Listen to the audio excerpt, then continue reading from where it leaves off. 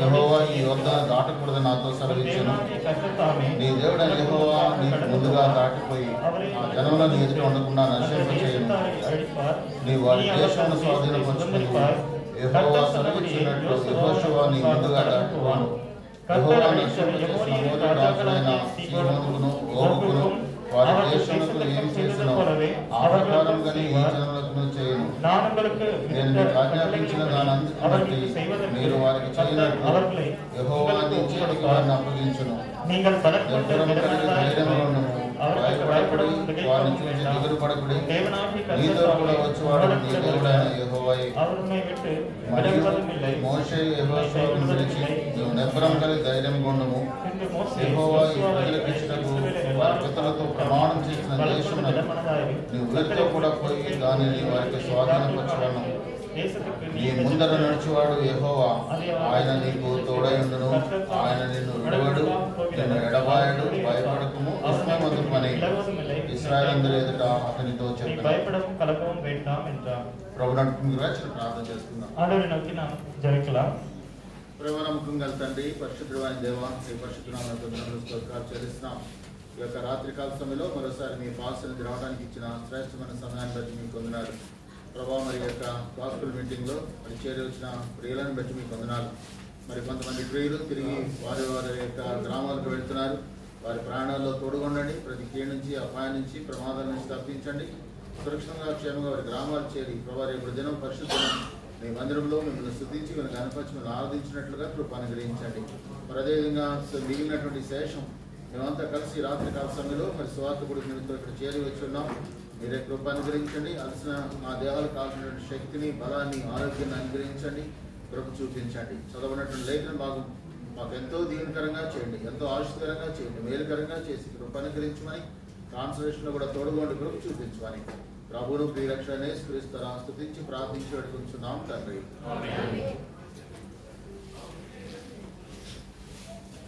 మనం చదివినటువంటి భాగం ద్వితీయోపదేశకాండం 31వ అధ్యాయం. మొదటి నుంచి 8వ వచనం మనం చదువుతూ వచ్చాం. సో మోషే ఇశ్రాయేల్ ప్రజలతో చెప్తూ వస్తున్నాడు, నేను ఇప్పటికే 120 ఏండ్ల వాడనుకున్నాను. సో నేను చాలా పెద్దవాడిని అవుతూ వచ్చాను, వచ్చుచూ పోచు ఉండలేనటువంటి వాడిగా ఉన్నాను. సో ఇప్పుడు యెహోషువతో పిలిచి మోషే మాట్లాడుతున్నాడు. భయపడకము, వారిని చూసి దిగులు పడకము, నీతో కూడా వచ్చేవాడు నీ దేవుడైన యెహోవాయే. உன்னோடு கூட உன் தேவனாகிய கர்த்தர் வருகிறார் என்று சொல்கிறார். 6వ వచనంలో ఉంది. 6వ వచనంలో அந்த వార్త இருக்கிறது. సో 8వ వచనంలో ఉంది. 8వ వచనంలో నీ ముందర నడుచువాడు యెహోవా, கர்த்தர் தாமே உனக்கு முன்பாக போகிறவர், ఆయన నీకు తోడైయుండును. அவர் உன்னோடே இருப்பார். ఆయన నిన్ను విడువడు, அவர் உன்னை விட்டு விலகுவதும் இல்லை, నిన్ను ఎడబాయడు, உன்னை கைவிடுவதும் இல்லை. భయపడకుము, நீ பயப்படவும் విస్మయమందుకుమని, நீ பயப்படவும் கலங்கவும் வேண்டாம் என்றார். ఇశ్రాయేలందరి ఎదుట అతనితో చెప్పెను. இஸ்ரவேல் ஜனங்கள் எல்லாரும் பார்த்திருக்க யோசுவாவை நோக்கி இந்த வார்த்தைகளை மோசே சொல்கிறார். మోషే యెహోషువతో చెప్తున్నటువంటి మాటలు ఇవి. మోసే యోసువాவை பார்த்து சொன்ன వార్తలు. ఆయన చెప్తున్న మాట ఏంటంటే, அவர் சொல்லுகிற వార్త என்னவென்றால், నువ్వు భయపడవద్దు, நீ பயப்படாதே, నీ శత్రువుల గురించి నువ్వు దిగులు పడవద్దు, உன்னுடைய శత్రువుల గురించి நீ திகையாதே. కారణం ఏంటంటే, కారణం என்னவென்றால் 6వ వచనంలో ఉంది. 6వ వచనంలో இருக்கிறது, నీతో కూడా వచ్చువాడు నీ దేవుడైన యెహోవా, உன் தேவனாகிய கர்த்தர் தாமே உன்னோடே கூட வருகிறார். నీతో పాటు నీ దేవుడు కూడా నీతో పాటు వస్తా ఉన్నాడు. உன்னுடைய தேவன் உன்னோடே கூட வருகிறார். అంతేకాదు 8వ వచనంలో ఉంది. 8వ వచనంలో இருக்கிறது, నీ ముందర నడుచువాడు యెహోవా, கர்த்தர் உனக்கு முன்பாக போகிறவர், ఆయన నీకు తోడైయుండును. அவர் உன்னோடே இருப்பார். చూడండి, మోషే ఇస్తున్నటువంటి ధైర్యం ఏంటి అంటే, మోసే கொடுக்கிற ధైర్యం என்னவென்றால், యెహోషువ ఇశ్రాయేల్ ప్రజలారా భయపడొద్దు, యోసువావే ఇశ్రాయేల్ జనங்களே நீங்கள் பயப்பட வேண்டாம். కారణం ఏంటి అంటే, காரணம் என்னவென்றால், నీ దేవుడైన యెహోవా నీతో కూడా వస్తా ఉన్నాడు. உங்கள் தேவனாகிய கர்த்தர் உங்களோட கூட வருகிறார். నీకు ముందుగా నడుస్తా ఉన్నాడు. உங்களுக்கு முன்பாக அவர் போகிறார். చూడండి, ఈ లోకంలో మనం చూసినట్లయితే, இந்த உலகத்திலே நாம் பார்க்கும் பொழுது ఒక మినిస్టర్ వెళ్తా ఉంటాడు, ஒரு மந்திரி போய் கொண்டிருப்பார், లేదా ఒక చీఫ్ మినిస్టర్ వెళ్తా அல்லது ఉంటాడు, ஒரு முதலமைச்சர் போய் ఒక கொண்டிருப்பார், ప్రైమ్ మినిస్టర్ వెళ్తా ఉంటే ஒரு பிரதான மந்திரி போகும் பொழுது వాళ్ళకి ముందు ఎవరు వెళ్తారు? அவர்களுக்கு முன்பாக யார் போவார்கள்? సెక్యూరిటీ వాళ్ళు వెళ్తా ఉంటారు, செக்யூரிட்டி அவர்கள் போவார்கள், పోలీసు వాళ్ళు వెళ్తా ఉంటారు. போலீஸ்காரர்கள் போவார்கள். ఎందుకు వెళ్తారు అని అంటే அவர்கள் எதற்காக போவார்கள் என்றால் ఆ మార్గానంతా వాళ్ళు సిద్ధపరుస్తారు, அந்த வழியை எல்லாம் அவர்கள் ஆயத்தப்படுத்துவார்கள். శత్రువు యొక్క జాడ లేకుండా చూస్తారు, அவர்கள் சத்ருவுக்கு இடமில்லாதபடி செய்வார்கள். వీళ్ళ మీద ఎటువంటి దాడి జరగకుండా చూస్తా ఉంటారు. இவர்கள் மேல் எந்த விதமான எதையும் செய்யாதபடிக்கு இவர்களை அடிக்காதபடிக்கு அவர்கள் செய்வார்கள். సో ఎటువంటి ట్రాఫిక్ జామ్ లేకుండా చూస్తా ఉంటారు. எப்படிப்பட்ட டிராபிக் ஜாம் இல்லாமல் அவர்கள் பார்த்துக் கொள்வார்கள். సో ఒక రకంగా చెప్పాలంటే వాళ్ళంతా సెక్యూరిటీ చేస్తా ఉంటారు, లేదా వీళ్ళని భద్రపరిచి కాపాడేటువంటి వారుగా ఉంటారు. ஒரு விதத்திலே பார்க்கும் பொழுது இவர்கள் எல்லாரும் அந்த முக்கியமான அந்த மந்திரிகளை அவர்கள் பாதுகாத்து பத்திரத்தை கொடுக்கிறார்கள். ఈ లోకంలో ఎలా ఉంటుంది అంటే இந்த உலகத்துல எப்படி இருக்கிறது என்றால் ఎవరైతే అధికారులుగా ఉన్నారో யாரெல்லாம் அதிகாரிகளா இருக்கிறார்களோ వారికి ముందు సెక్యూరిటీ వారు వెళ్తారు, அவர்களுக்கு முன்பதாக ஒரு செக்யூரிட்டியா இருக்கிறவர்கள் போவார்கள். కానీ ఇక్కడ దేవుని వాక్యం చెప్తా ఉంది, ஆனால் இங்க தேவனுடைய வார்த்தை சொல்கிறது మనకి మన ముందు దేవుడు వెళ్తా ఉన్నాడట. ஆனால் நமக்கு முன்பாக நம்முடைய தேவன் போகிறார். 8వ వచనం, 8ஆம் வசனத்திலே నీ ముందర నడుచువాడు నీ దేవుడైన యెహోవా. கர்த்தர் தாமே உனக்கு முன்பாக போகிறவர். ఎవరి ముందు నడుస్తున్నాడు దేవుడు? அவர் யாருக்கு முன்பாக போகிறார்? మన ముందు నడుస్తున్నాడు. அவர் நமக்கு முன்பாக போகிறார். అంటే ఇప్పుడు మనం ఎటువంటి వారము? என்றால் நாம் எப்படிப்பட்டவர்கள்? విలువైనటువంటి వారము, நாம் மிகவும் விலையேற பெற்றவர்கள், లేదా దేవునికి ప్రియమైనటువంటి వారము, அல்லது தேவனுக்கு மிகவும் பிரியமானவர்கள், దేవునికి ఎంతో కావాల్సినటువంటి వారము, தேவனுக்கு மிகவும் அவசியமானவர்கள்.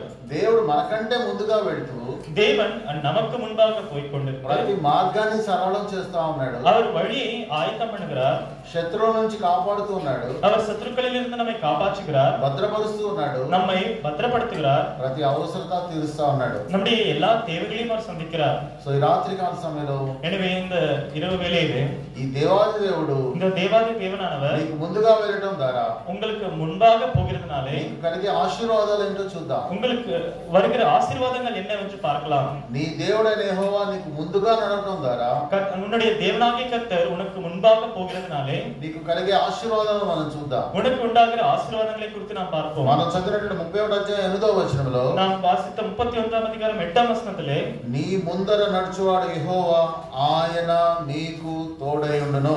கர்த்தர் தாமே உனக்கு முன்பாக போகிறவர், அவர் உன்னோடே இருப்பார். God is with you అని ఉంటుంది. அங்கே தேவன் கர்த்தர் உன்னோடே கூட இருக்கிறார். సో ఆయన ముందు మన ముందు నడవడం ద్వారా அவர் நமக்கு முன்பாக நடந்து போவதனாலே మనకు కలిగే మొదటి ఆశీర్వాదం ఏంటంటే நமக்கு வருகிற முதலாவது ஆசீர்வாதம் என்னவென்றால் ఆయన మనకు తోడుగా ఉంటాడు. அவர் நம்மோடு கூட இருக்கிறார். మనం ఎక్కడికి వెళ్తే అక్కడికి వెళ్తాడు. நாம் ఎங்கே சென்றாலும் அவர் அங்கே நம்மோடு கூட வருகிறார். ఆయన తోడుగా ఉండడం ద్వారా వచ్చే లాభం ఏంటి అంటే அவர் நம்மோடு கூட இருக்கிறதுனால நமக்கு வருகிற லாபம் என்னவென்றால் చూడండి, ఆదికాండం 26వ అధ్యాయం 3వ వచనం. பாருங்கள், ஆதியாகமம் 26ஆம் அதிகாரம் 3ஆம் దేవుడు வசனம். తోడుగా ఉండడం ద్వారా కలిగే ఆశీర్వాదం, தேவன் நம்மோடு கூட இருக்கிறதுனாலே நமக்கு வருகிற ஆசீர்வாதம். இந்த தேசத்திலே வாசம் பண்ணு, நான் உன்னோடு கூட இருந்து உன்னை ஆசீர்வதிப்பேன். நான் உனக்கு உன் சந்ததிக்கும் చాలు, నేను నీకు తోడై ఉండి நான் உன்னோடு கூட இருந்து నిన్ను ఆశీర్వదించెదను. உன்னை ஆசீர்வதிப்பேன். సో దేవుడు చెప్తా ఉన్నాడు, இங்கே தேவன் சொல்கிறார், నేను నీకు తోడుగా ఉంటాను అంటున్నాడు. நான் உன்னோடு கூட இருக்கிறேன் என்று சொல்கிறார். ఆయన తోడుగా ఉండడం ద్వారా వచ్చేటువంటి లాభం ఏంటి అంటే அவர் நம்மோடு கூட இருப்பதனாலே நமக்கு வருகிற லாபம் என்ன? నేను నిన్ను ఆశీర్వదించెదను అంటాడు. நான் உன்னை ஆசீர்வதிப்பேன் என்று சொல்கிறார். చూడండి, ఈ లోకంలో చాలా మంది మనకు తోడుగా ఉంటాం అన్నారు. பாருங்கள், இந்த உலகத்திலே அநேகர் நம்மோடு கூட இருக்கிறார்கள். నీ జీవితాంతం తోడుగా ఉంటాం అంటారు. நான் வாழ்நாள் முழுவதும் உன்னோடு கூட இருப்பேன் என்று சொல்லுவார்கள். నిన్ను కంటికి రెప్పలా కాపాడుకుంటానంటాడు. கண்மணியை போல நான் உன்னை பாதுகாத்துக் கொள்வேன் என்று சொல்லுவார்கள். నువ్వు లేకపోతే చచ్చిపోతానంటారు. நீ இல்லைன்னா நான் சத்துப்படுவேன் என்று கூட சொல்லுவார்கள். కానీ చిన్న తేడా రాగానే, ஆனால் ஒரு சின்ன பிரச்சனை வந்து விட்டால், వాళ్ళ ప్రేమను కాదనగానే, அவர்களுடைய அன்பை நாம் நிராகரித்து விட்டால், నీ కొరకు చచ్చిపోతాను అనుకున్నటువంటి వ్యక్తే உனக்காக நான் சாபமும் தயாராக இருக்கிறேன் என்று சொல்கிற அந்த மனுஷனே నిన్ను చంపడానికి సిద్ధమవుతాడు. உன்னை கொல்லவும் ஆயத்தமாக விடுவான். నీ మీద యాసిడ్ పెట్టడానికి సిద్ధమవుతాడు. உண்மையிலே ஆசிட் போட கூட அவன் ஆயத்தமாகுவான். కత్తితో చంపడానికి సిద్ధమవుతాడు. கத்தினாலே உன்னை கொல்ல அவன் ஆயத்தமாவான். ఇటువంటి అన్ని మనం పేపర్లో ఎన్నో చూస్తా ఉన్నాం. இவையெல்லாம் நாம் பேப்பர்ல அதிகமாக பார்க்கிறோம். అంటే ఎందుకు చెప్తా వస్తానంటే இதை ஏன் சொல்கிறேன் என்றால் ఈ లోకంలో మనుషులు இந்த ఉலகத்திலே మనుషர்கள் నీకు ముందు నడుస్తామంటారు, அவர்கள் உங்களுக்கு முன்பாக போவார்கள், నీకు తోడుగా ఉంటామంటారు, உங்களோடு கூட இருக்கிறோம் என்று சொல்வார்கள், నీకు ఎటువంటి ప్రాబ్లం రాకుండా మేము చూసుకుంటామని వాగ్దానాలు చేస్తారు. உங்களுக்கு எந்த பிரச்சனையும் வராமல் நாங்கள் பார்த்துக் கொள்கிறோம் என்று வாக்குத்தத்தம் பண்ணுவார்கள். కానీ చిన్న కష్టం రాగానే, ஆனால் ஒரு சின்ன மனக்கசப்பு கஷ்டம் வந்தால், చిన్న బాధలు రాగానే, ஒரு சின்ன கவலை வந்து விட்டால், చిన్న ఫైనాన్షియల్ కష్టం ప్రాబ్లమ్స్ రాగానే, ஒரு பொருளாதார ரீதியாக ஒரு சின்ன கஷ்டம் வந்து చిన్న விட்டால், అనారోగ్యం రాగానే, ஒரு சின்ன வியாதி வந்து விட்டால், ఆ వ్యాధిలో వాళ్ళని వదిలిపెట్టి వెళ్ళిపోయినటువంటి ఎన్నో సందర్భాలు, ఎన్నో కేసులు ఉంటూ వచ్చినాయి. அந்த வியாதியிலே அவர்களை விட்டு விட்டு போன எத்தனையோ சந்தர்ப்பங்கள், எத்தனையோ கேஸ் கூட இருக்கிறது. పేపర్ లో చూస్తా ఉంటే இதெல்லாம் பேப்பர்ல பார்க்கும் பொழுது ఒక 2-3 సంవత్సరాల మ్యారీడ్ లైఫ్ లో కూడా చాలా మంది తన సొంత భార్యను వదిలేసి వెళ్ళిపోయినటువంటి వాళ్ళు ఎంతో మంది ఉంటున్నారు. கல்யாணமாகி 2-3 வருஷத்துக்குள்ளாக தன்னுடைய சொந்த மனைவியை விட்டு போன அநேக கணவன்மார்கள் இருக்கிறார்கள்.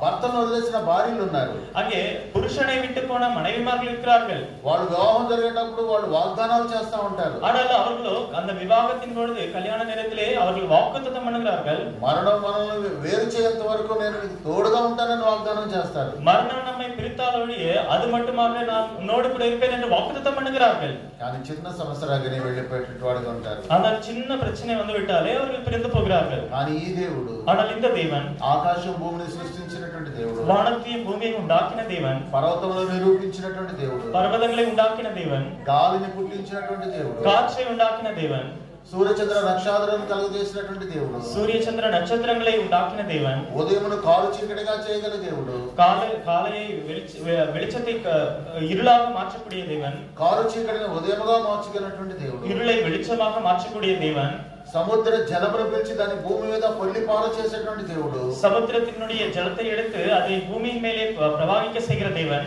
సముద్ర జలములు పొక్కకుండా ఇసుకను సరిహద్దుగా నిర్మించినటువంటి దేవుడు, సముద్ర జలంகள் అவை మించి వరాதபடிக்கு அங்கே மணலை வைத்த தேவன். ఆయన ఇచ్చినటువంటి వాగ్దానం ఏంటంటే, அவர் கொடுக்கிற வாக்குத்தத்தம் என்னவென்றால், నీకు తోడుగా ఉంటాను, நான் உன்னோட கூட இருப்பேன், నీకు తోడుగా ఉండి నిన్ను ఆశీర్వదిస్తాను, நான் உன்னோட கூட இருந்து உன்னை ஆசீர்வதிப்பேன் என்று சொல்கிறார். దేవుడు ఇచ్చే ఆశీర్వాదాల్లో మొదటి ఆశీర్వాదం ఏంటి? எனவே தேவன் கொடுக்கிற ஆசீர்வாதத்திலே முதலாவது ஆசீர்வாதம் ఏ ఆశీర్వాదాన్ని ఇస్తానంటున్నాడు? என்ன ఆశీర్వాదத்தை அவர் கொடுப்பேன் என்று சொல்கிறார். చూడండి, ఆయన ఈ లోకానికి వచ్చే సమయానికి, பாருங்கள், அவர் இந்த உலகத்திற்கு வருகிற அந்த நேரத்துக்குள்ளே, పాత నిబంధనకి కొత్త నిబంధనకి మధ్య కాలంలో, அங்கே பழைய ஏற்பாட்டிற்கும் புதிய ஏற்பாட்டிற்கும் இடைப்பட்ட அந்த காலத்திலே, అది డార్క్ పీరియడ్ అంటారు, அது இருண்ட காலம் என்று சொல்லப்படுகிறது. మలాకి గ్రంథం నుంచి మత్తయి సువార్త మొదటి అధ్యాయం మధ్యలో, அங்கே மல்கியா புத்தகத்திலிருந்து மத்தேயு சுவிசேஷம் 1ஆம் அதிகாரம் அந்த இடைப்பட்ட காலத்தை, మన మధ్యలో, మన బైబిల్ మధ్యలో ఒక వైట్ పేపర్ ఉంటుంది. நம்முடைய வேதாகமத்தின் மத்தியிலே ஒரு வெள்ளை காகிதம் இருக்கிறது. పేపర్ అయితే వైట్ ఉంటుంది, ஆனால் அந்த காகிதமும் வெள்ளையாக தான் இருக்கிறது. ఆ మధ్య కాలాన్ని డార్క్ పీరియడ్ అంటారు. ஆனால் அந்த மத்திய இடைப்பட்ட காலத்தை இருண்ட காலம் என்று சொல்கிறார்கள். కారణం ఏంటంటే, காரணம் என்னவென்றால்,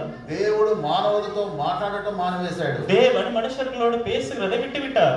కారణం ఏంటంటే, காரணம் என்னவென்றால், మానవులు తమ ఇష్టానుసారంగా ప్రవర్తిస్తూ వస్తున్నారు. அங்கே மனுஷர்கள் தங்களுக்கு இஷ்டமானபடி அவர்கள் வாழ்ந்து கொண்டிருக்கிறார்கள். దేవుడు ఎన్నిసార్లు చెప్పినా లోబడటం లేదు. அவர்கள் தேவன் எத்தனை முறை சொன்னாலும் அவர்கள் கீழ்ப்படுகிறதில்லை. సో అటువంటి పరిస్థితుల్లో அப்பேற்பட்ட ஒரு நிலைமையிலே మనుషుల యొక్క స్థితి ఎలా ఉంది అంటే, அந்த மனுஷர்களுடைய நிலைமை எப்படி இருக்கிறது என்றால், చూడండి, గలతీయులకు రాసిన పత్రిక பாருங்கள், கலாத்தியருக்கு எழுதின நிருபம் 3వ అధ్యాయం 3ஆம் அதிகாரம் 13వ వచనం. 13ஆம் வசனம். గలతీయులకు రాసిన పత్రిక கலாத்தியர் 3వ అధ్యాయం தூக்கப்பட்ட எவனும் சபிக்கப்பட்டவன் என்று எழுதியிருக்கிறபடி கிறிஸ்து நமக்காக சாபமாகி நியாயப்பிரமாணத்தின் சாபத்திற்கு நம்மை நீங்களாக்கி மீட்டுக் கொண்டார். సో ఇక్కడ దేవుని వాక్యం చెప్తా ఉంది, இங்கே தேவனுடைய வார்த்தை சொல்கிறது, అబ్రహాము పొందినటువంటి ఆశీర్వచనము క్రీస్తు యేసు ద్వారా అన్యజనులకు కలుగుటకై క్రీస్తు మన కోసము శాపమై మనలను ధర్మశాస్త్రం యొక్క శాపము నుండి విమోచించెను. இங்கே 13-14 இருக்கிறது. கிறிஸ்து நமக்காக சாபமாகி நியாயப்பிரமாணத்தின் சாபத்திற்கு நம்மை நீங்களாக்கி மீட்டுக் கொண்டார். ஆபிரகாமுக்கு உண்டான ஆசீர்வாதம் கிறிஸ்து இயேசுவினால் புறஜாதிகளுக்கு வரும்படியாகவும். సో ఎలా ఉన్నాము మనం అంటే, நாம் எல்லாரும் எப்படி இருந்தோம் என்றால், శాపగ్రస్తులుగా ఉన్నాం. நாம் எல்லாரும் சாபத்திற்கு உரியவர்களாக இருந்தோம். దేవుని యొక్క ఉగ్రత మన మీద ఉంది. தேவனுடைய கோபாக்கினை நம்ம மேலே இருந்தது. దేవునికి శత్రువులుగా ఉన్నటువంటి వారు, நாம் தேவனுக்கு சத்துருக்களாக இருந்தவர்கள். అటువంటిగా మనుషులుగా ఉన్నటువంటి మనల్ని அப்பேற்பட்ட மனுஷர்களாக இருந்த நம்மை దేవాది దేవుడు தேவாதி தேவனானவர் ఆశీర్వదించాలని ఇష్టపడుతున్నాడు. அவர் நம்மை ஆசீர்வதிக்க வேண்டும் என்று விரும்புகிறார். ఎటువంటి ఆశీర్వాదం ఇవ్వాలనుకుంటున్నాడంటే, அவர் எப்படிப்பட்ட ஆசீர்வாதங்களை கொடுக்க வேண்டும் என்று விரும்புகிறார். అబ్రహాము పొందినటువంటి ఆశీర్వాదాన్ని నీకు నాకు ఇవ్వాలని కోరుకున్నాడు. ஆபிரகாமுக்கு உண்டான ஆசீர்வாதங்களை உனக்கும் எனக்கும் கொடுக்க வேண்டும் என்று அவர் விரும்புகிறார். సో సో దాని నిమిత్తమై அது நிமித்தமாக ఆయన ఈ లోకానికి దిగి వచ్చినటువంటి వాడిగా ఉన్నాడు. அவர் இந்த உலகத்துக்கு இறங்கி வந்தவராக இருக்கிறார். సో ఏంటి ఆ ఆశీర్వాదం, నీకు నాకు ఇవ్వాలనుకున్నటువంటి ఆశీర్వాదం ఏంటి? ஆண்டவர் உங்களுக்கும் எனக்கும் கொடுக்க வேண்டும் என்று இருக்கிற அந்த ஆசீர்வாதம் என்ன?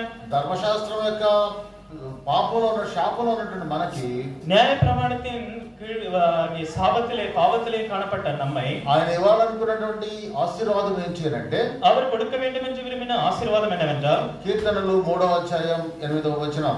సంగీతங்களின் పుస్తకం 3వ అధ్యాయం. కీర్తనలు 3వ అధ్యాయం 8వ వచనం. సంగీతங்களின் పుస్తకం 3వ అధ్యాయం 8వ వచనం.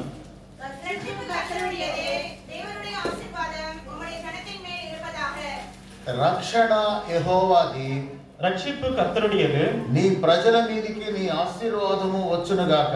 தேவருடைய ஆசீர்வாதம் உம்முடைய ஜனத்தின் மேல் இருப்பதாக. సో ధర్మశాస్త్రం యొక్క శాపంలో ఉన్నటువంటి మనకి, న్యాయ ప్రమాణத்தினாலே வருகிற அந்த சாபத்தின் கீழே இருந்த நம்மை, దేవునికి శత్రువులుగా ఉన్నటువంటి మనకి, தேவனுக்கு சத்துருக்களாய் இருந்த நம்மை, దేవునికి దూరస్తులుగా ఉన్నటువంటి మనకి, தேவனுக்கு தூரமாய் இருந்த நம்மை ఆయన మనల్ని ఆశీర్వదించాలని కోరుకున్నాడు. அவர் நம்மை ஆசீர்வதிக்க வேண்டும் என்று விரும்பினார். ఆ ఆశీర్వాదం అన్నింటిలో శ్రేష్టమైన ఆశీర్వాదం ఏంటి అంటే, அந்த ஆசீர்வாதத்தின் எல்லாவற்றிலும் மிக விலையேறப்பெற்ற ஆசீர்வாதம் என்னவென்றால், దేవుని వాక్యం చెప్తా ఉంది, தேவனுடைய வார்த்தை சொல்லுகிறது, రక్షణ యెహోవాది, ரட்சிப்பு கர்த்தருடையது. Salvation belongs to the Lord. ரட்சிப்பு கர்த்தருடையது. అంటే ఆశీర్వాదం అన్నింటిలో అత్యధికమైన ఆశీర్వాదం ఏంటి అంటే, எனவே ஆசீர்வாதங்கள் எல்லாவற்றிலும் மிகவும் உன்னதமான ஆசீர்வாதம் என்னவென்றால், రక్షణ పొందటం.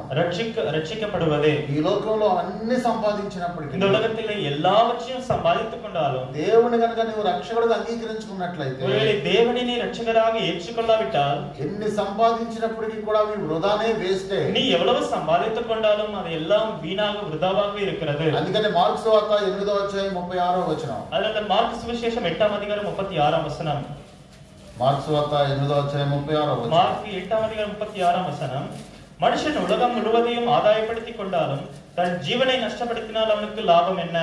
ఒకడు సర్వలోకమును సంపాదించుకొని, ஒரு மனுஷன் உலகம் முழுவதையும் ஆதாயப்படுத்திக் கொண்டாலும் తన ప్రాణమును పోగొట్టుంటే వానికి ఏమి ప్రయోజనం? தன் ஜீவனை நஷ்டப்படுத்தினால் அவனுக்கு லாபம் என்ன? సో ప్రపంచం అంతా నువ్వు సంపాదించుకున్నప్పటికి కూడా, இந்த உலகம் முழுவதுமாக நீ சம்பாதித்துக் கொண்டாலும் கூட, నీవు రక్షణ పొందకపోతే நீ ரட்சிக்கப்படாவிட்டால் వృధా, వేస్ట్ అని దేవుని వాక్యం அது చెప్తాడు. விருதா, வீண் என்று தேவனுடைய வார்த்தை சொல்கிறது. దాని వల్ల ప్రయోజనం లేదని దేవుని వాక్యం அதனால చెప్తాడు. எந்த பிரயோஜனமும் இல்லை என்று தேவனுடைய வார்த்தை சொல்கிறது. మనకు తెలుసు, లూకాసు వార్తలో ఒక ధనవంతుడు ఉన్నాడు, ఒక లాజరు ఉన్నాడు. நமக்கு எல்லாருக்கும் தெரியும், லூக்கா எழுதின சுவிசேஷத்திலே ஒரு ஐஸ்வர்யவானும் ஒரு லாசரும் இருக்கிறார்கள். ఆ ధనవంతుడు ప్రతి దినము సుఖపడుతున్నాడని దేవుని వాక్యం చెప్తా ఉంది. அந்த ஐஸ்வர்யனை பார்க்கும்போது அவன் அனுதினமும் சுகபோகமாய் வாழ்ந்து கொண்டிருந்தான். బహుగా సుఖపడుతున్నాడట. அந்த மனுஷன் மிகவும் சுகபோகமாய் வாழ்ந்தானாம். ఎంతో మంచి మంచి వస్త్రాలు వేసుకున్నాడు, நல்ல நல்ல வஸ்திரங்களை தரித்துக் கொண்டிருந்தான், ఎంతో చక్కటి ఆహారం తింటా ఉన్నాడు. நல்ல ஆகாரத்தை புசித்துக் கொண்டிருந்தான். అయితే అక్కడ ఒక లాజరు ఉన్నాడు, దరిద్రుడైనటువంటి లాజరు. ஆனால் அதே இடத்திலே தரித்திரனாகிய ஒரு லாசரு என்கிற மனுஷனும் இருந்தார். అతని ఒళ్ళంతా కురుపులే, அவருடைய உடல், அவருடைய சரீரம் முழுவதுமாக பருக்களால் நிறைந்திருந்தது. ఎంతో బాధ ఉంది, వేదన ఉంది, దుఃఖం ఉంది. அங்கே மிகவும் வேதனை, துக்கத்தினாலே அவர் நிறைந்திருந்தார். అంత బాధలో కూడా తను తినడానికి తిండి కూడా లేనటువంటి పరిస్థితి. அவ்வளவு கஷ்டத்திலையும் துக்கத்திலையும் கூட அவருக்கு சாப்பிடுகிறதற்கு கூட ஆகாரம் இல்லாத ஒரு நிலைமை. ఇద్దరు చనిపోయారు. ஆனால் 2 பேரும் மரித்து விட்டார்கள். ధనవంతుడు చనిపోయాడు, లాజరు చనిపోయాడు. ஐஸ்வர்யவானும் மரித்து விட்டான், லாசரும் மரித்தான். అక్కడ ఉన్నటువంటి మాటలు ఏంటి అని అంటే, அங்கே இருக்கிற வார்த்தை என்னவென்றால், ధనవంతుడు చనిపోయి పాతి పెట్ట, ధనవంతుడు చనిపోయినని ఉంటుంది కానీ, ஐஸ்வர்யவான் மரித்தான் என்று இருக்கிறது.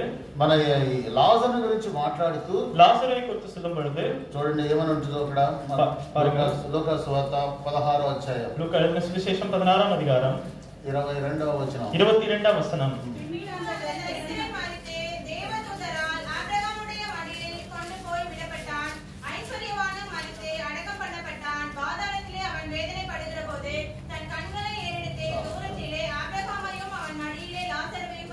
చాలా 22 ఒకటే.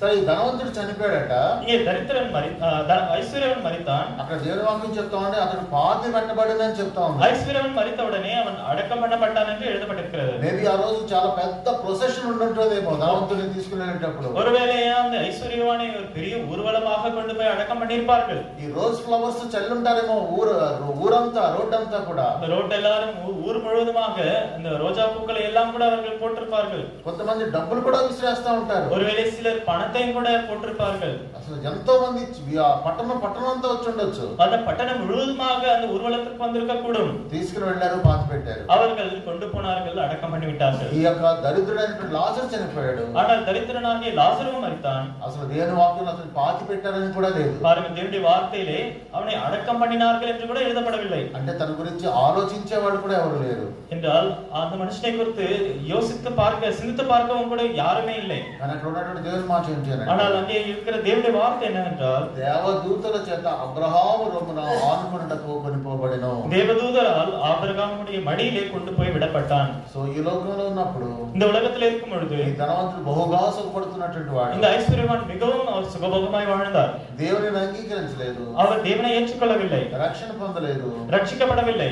ఈ లోకంలో చాలా సుఖపడుతూ వచ్చాడు. இந்த உலகத்திலே மிகவும் சுகபோகமாக இருந்தார். ఇప్పుడు ఎక్కడున్నాడు అని అంటే, ஆனால் இப்பொழுது எங்கே இருக்கிறார்? నిత్య నరకంలో ఉన్నాడు. நித்திய நரகத்திலே இருக்கிறார். ఇప్పుడు అతని పరిస్థితి చూసినట్లయితే, இப்பொழுது அந்த మనుషనుடைய நிலைமையை பார்க்கும் பொழுது 24వ వచనం 24 వచనத்தில் இருக்கிறது. 24 24 அப்பொழுது அவன், தகப்பனாகிய ஆபிரகாமே, நீர் எனக்கு இறங்கி லாசரு தன் விரலின் நுனியை தண்ணீரில் தோய்த்து என் நாவை குளிர பண்ணும்படி அவனை அனுப்ப வேண்டும். இந்த அக்கினி ஜுவாலையில் வேதனைப்படுகிறேன் என்று கூப்பிட்டான்.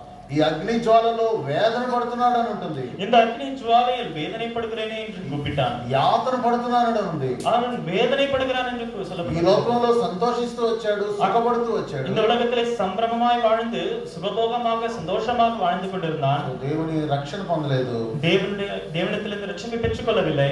నిత్య నరకంలో యాతన పడుతున్నాడు, బాధపడుతున్నాడు, వేదన పడుతున్నాడు. அந்த நித்திய நரகத்திலே வேதனைப்படுகிறான், அவன் கஷ்டப்பட்டு கவலைப்பட்டுக் கொண்டிருக்கிறான். సో ఈ యొక్క రాత్రి కాల సమయంలో இந்த இரவு வேளையிலே దేవుని వాక్యం జ్ఞాపకం చేస్తా ఉంది. దేవుడి వార్த்தை நமக்கு ஞாபகப்படுத்துகிறது.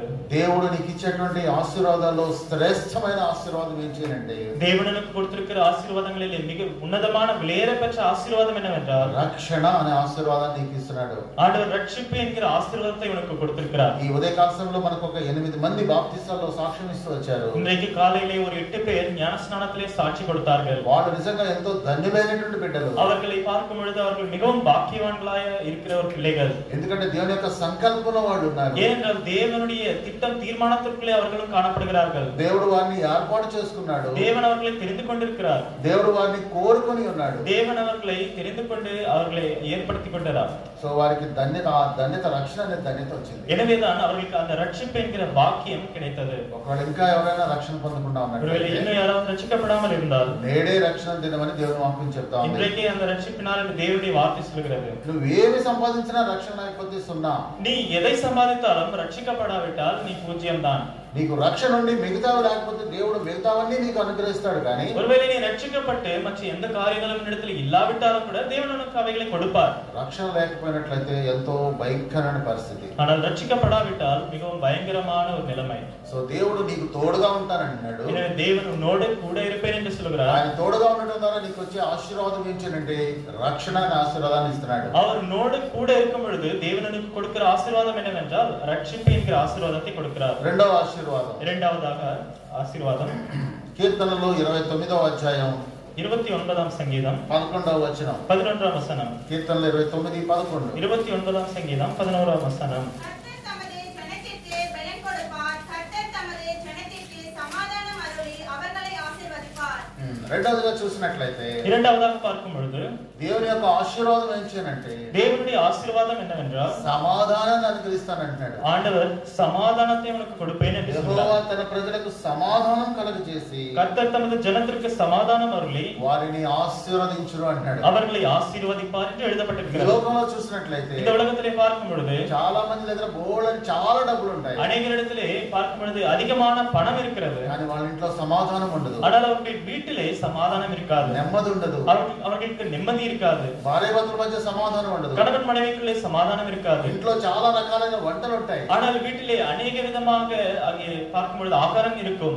ఆ యొక్క సర్వెంట్స్ వచ్చి ఎన్నో రకాలైనటువంటి కర్రీస్ తయారు చేస్తారు. அந்த ஊழியக்காரர்கள் வந்து விதவிதமான சமையல்ல அவர்கள் ஆகாரத்தை சமைப்பார்கள். సో ఈ భార్యాభర్తల మధ్య సమాధానం శాంతి లేని కారణాన్ని బట్టి, ஆனால் இந்த கணவன் மனைவிக்குள்ளே இருக்க வேண்டிய அந்த சமாதானமும் நிம்மதியும் இருக்காத காரணத்தினாலே వాళ్ళ రూమ్ లోకి ఆయన వెళ్తాడు, ఈమె రూమ్ లోకి ఈమె వెళ్ళిపోతుంది. அந்த மனுஷனுடைய அறைக்குள்ளாக அவரும் அந்த ஸ்திரீ இன்னொரு அறைக்குள்ளேயும் அப்படியாக அவர்கள் பிரிந்து போகிறார்கள். తద్వారా అదంతా కూడా వృధా అయిపోతూ ఉంటది. அதனாலே இது செய்யப்பட்ட எல்லா ஆகாரமும் கூட விருதாவாக வீணாக மாறிவிடுகிறது. సమాధానం అనే ఆశీర్వాదాన్ని నీకు నాకు ఆయన అనుగ్రహించాలని ఇష్టపడేటువంటి దేవుడు. సమాధానం என்கிற ஆசீர்வாதத்தை தேவன் உனக்கும் எனக்கும் கொடுக்க வேண்டும் என்று அவர் விரும்புகிறார். యేసు ప్రభువారి గురించి వచ్చినటువంటి ఒక ఇది ఏంటంటే எனவே இயேசு கிறிஸ்துவானவரை குறித்து சொல்லப்பட்டிருக்கிற ஒரு காரியம் చూడండి యెషయా గ్రంథం 9వ అధ్యాయం 6వ వచనం. பாருங்கள் యెషయా పుస్తకం 9వ அதிகாரம் 6వ వచనం. ఆయన గురించి చెప్పినటువంటి ప్రవచనం ఒకటి ఉంది. அவரை குறித்து சொல்லப்பட்ட ஒரு தீர்க்க தரிசனம் இருக்கிறது. దానిలో ఆయన పేర్లలో ఒక పేరు ఏంటంటే அதிலே அவருடைய பெயரிலே ஒரு பெயர் என்னவென்றால் యెషయా గ్రంథం 9వ అధ్యాయం 6వ వచనం. యెషయా పుస్తకం 9వ அதிகாரம் 6వ వచనం.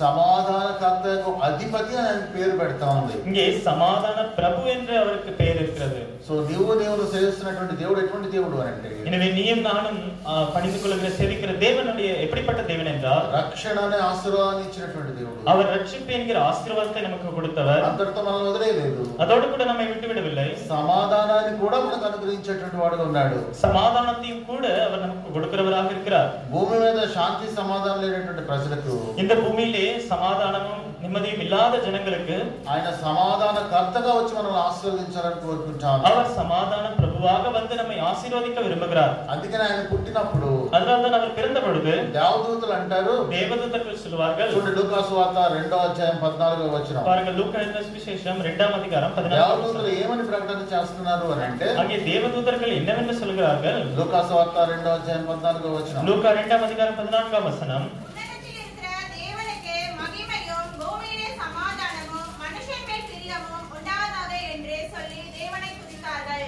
యేసు ప్రభువారు యేసు ప్రభువారు ఈ లోకంలో జన్మించినప్పుడు యేసు క్రీస్తువానவர் இந்த உலகத்தில் பிறந்த பொழுது పరలోక సమూహమంతా దూతలంతా కలిసి ఏమని చెప్తా ఉన్నాయంటే அந்த பரம சேனையின் திரள் எல்லாரும் சேர்ந்து என்ன சொல்கிறார்கள் என்றால் సర్వోన్నతమైన స్థలములలో దేవునికి మహిమయు ఉన్నతத்தில் இருக்கிற దేవునికి మహిమయు ఆయనకి ఇష్టమైన మనుషులకు భూమి మీద సమాధానము కలుగునని చెప్తా ఉన్నాయి. భూమిயிலே సమాధానము మనుషుల மேல் பிரியமும் உண்டாவதாக என்று சொல்லி தேவனை துதித்தார்கள். సో ఆయన మనకి తోడై ఉండటం ద్వారా எனவே அவர் நம்மோடு கூட இருப்பதனாலே ఆయన మనల్ని ఆశీర్వదించేటువంటి వాడు ఉన్నాడు. அவர் நம்மை ஆசீர்வதிக்கிறவராக இருக்கிறார். మొదటిగా రక్షణ అనుగ్రహించేటువంటి వాడు ఉన్నాడు. முதலாவதாக ரட்சிப்பை நமக்கு கொடுக்கிறவராக இருக்கிறார். రెండవదిగా మన జీవితాల్లో శాంతి సమాధానాన్ని అనుగ్రహించేటువంటి వాడు ఉంటాడు. இரண்டாவதாக நம்முடைய வாழ்க்கையிலே நிம்மதியையும் சமாதானத்தையும் நமக்கு கொடுக்கிறவராக இருக்கிறார். మూడవదిగా చూసినట్లయితే மூன்றாவதாக பார்க்கும் பொழுது అపోస్తల కార్యములు 3వ అధ్యాయం 26వ వచనం. அப்போஸ்தலர் 3వ அதிகாரம் 26వ வசனம். అపోస్తల కార్యాలు 3వ అధ్యాయం 26వ వచనం. அப்போஸ்தலர் 3వ அதிகாரம் 26వ வசனம். அவர் உலகங்கள் எல்லாவற்றையும் உங்கள் பொல்லாங்குகளில் இருந்து விலக்கி உங்களை ஆசீர்வதிக்கும்படி தேவன் தம்முடைய பிள்ளையாகிய இயேசுவை எழுப்பி முதலாவது உங்களிடத்திற்கு அவரை அனுப்பினார் என்றார்.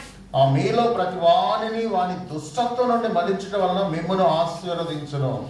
அவர் உங்கள் எல்லாரையும் உங்கள் பொல்லாங்குகளில் இருந்து விலக்கி உங்களை ஆசீர்வதிக்கும்படி దుష్టత్వం నుంచి మళ్ళిస్తానని దేవుని వాక్యం చెప్తా ఉంది. இங்கே அவர் பொல்லாங்குகளிலிருந்து நம்மை விலக்குகிறார் என்று தேவனுடைய வார்த்தையில் எழுதப்பட்டிருக்கிறது. అంటే మనకి ఇంగ్లీష్ లో ఉండదంటే వికెడ్ వేస్ లేదా సిన్ఫుల్ వేస్ అని ఉంటాయి. ஆங்கிலத்திலே பார்க்கும் பொழுது பொல்லாத வழிகள் அதாவது துன்மார்க்கமான வழிகளில் இருந்து நம்மை விலக்கி காப்பாற்றுகிறார். పాప సంబంధమైనటువంటి మార్గాల్లో ఉన్నటువంటి వారికి దుష్టత్వం నుంచి తప్పించేటువంటి వాడని దేవుని వాక్యం చెప్తా ఉంది. எனவே பாவ சம்பந்தப்பட்ட பொல்லாத வழியிலே இருக்கிறவர்களை தேவன் அந்த வழியிலிருந்து தப்புவிக்கிற தேவனாக இருக்கிறார் என்று நாம் வாசிக்கிறோம். యెషయా గ్రంథం 53వ అధ్యాయం ఉంటుంది. ஏசாயா 53వ அதிகாரத்தில் இருக்கிறது. మనమందరం గొర్రెల వలె దారి తప్పిపోయామంట. நாம் எல்லாரும் ஆடுகளைப் போல வழி தப்பி திரிந்தோம். ప్రతి వాడు తనకి ఇష్టమైన మార్గంలో పోతూ వచ్చారు. அவனவன் தன் பார்வைக்கு சரியானபடி அங்கே செம்மையான வழியிலே போகிறான். తద్వారా దారి తప్పిపోతూ వచ్చాం. அவ்விதமாக நாம் வழி தப்பி போனோம். అనవసరమైన ప్రాబ్లమ్స్ లో చిక్కుకున్నటువంటి వారికి ఉన్నాం. நாம் எல்லாரும் தேவையில்லாத பிரச்சனைகளிலே சிக்கிக்கொண்டவர்களாக இருக்கிறோம். అటువంటి దుష్టత్వమైన మార్గంలో ఉన్నటువంటి మనల్ని அப்படிப்பட்ட பொல்லாத துன்மார்க்கமான வழியிலே காணப்பட்ட நம்மை పాపమైన మార్గాల్లో ఉన్నటువంటి మనల్ని பாவத்தோடு கூடிய வழியிலே காணப்பட்ட நம்மை ఆయన మళ్ళించి அவர் அதிலிருந்து நம்மை ఒక చక్కని మార్గాన్ని ఇస్తానంటున్నాడు. அதிலிருந்து நம்மை தப்புவித்து விலக்கி ஒரு செம்மையான வழியை நமக்கு கொடுக்கிறேன் என்று சொல்கிறார். చూడండి కీర్తనలు 107వ అధ్యాయం பாருங்கள் 107ஆம் சங்கீதம் 7వ వచనం. 7ஆம் வசனம். కీర్తనలు 107 7వ వచనం. சங்கீதம் 107ஆம் அதிகாரம் 7ஆம் வசனம்.